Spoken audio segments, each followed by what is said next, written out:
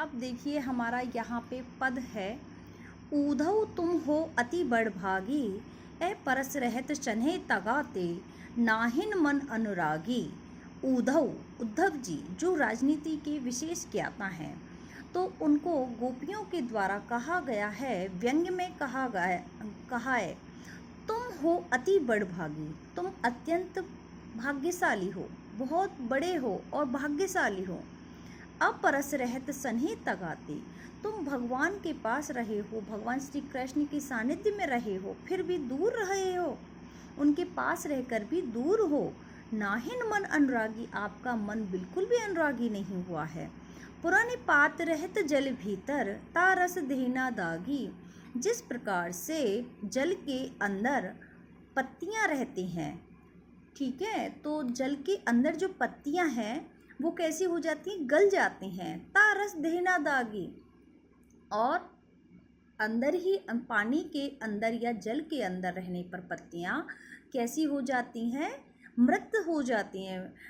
तारस देना दागी, तुम उस समुद्र में रहे हो, उस प्रेम रूपी सागर के समीप रहकर भी तुम पर कोई प्रभाव नहीं हुआ है। तो ये उद्धव जी के लिए एक व्यंग्य कहा गया है गोपियों के द्वारा। जो जल माहम तेल की गागरी, बूंद न ताको लागी।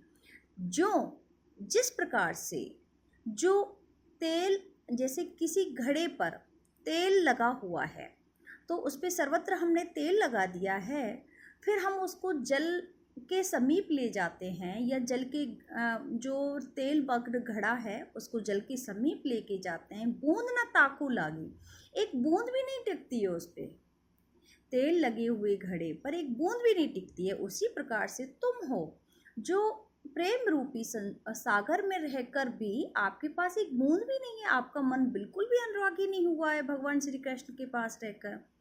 प्रीति नदी में पाँव न बोरियो, दृष्टि न रूप परागी। इस प्रेम नदी में, इस प्रीति नदी में तो कोई भी पैर मत डुबोना, पैर ना डालना।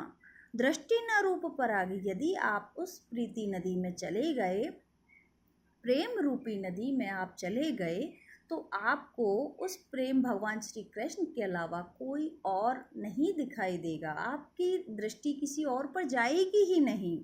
सूरदास अबला हम हो भोरी, सूरदास जी कहते हैं अबला, हम बलहीन हैं, हम भोरी, हम बहुत भोली भाली हैं।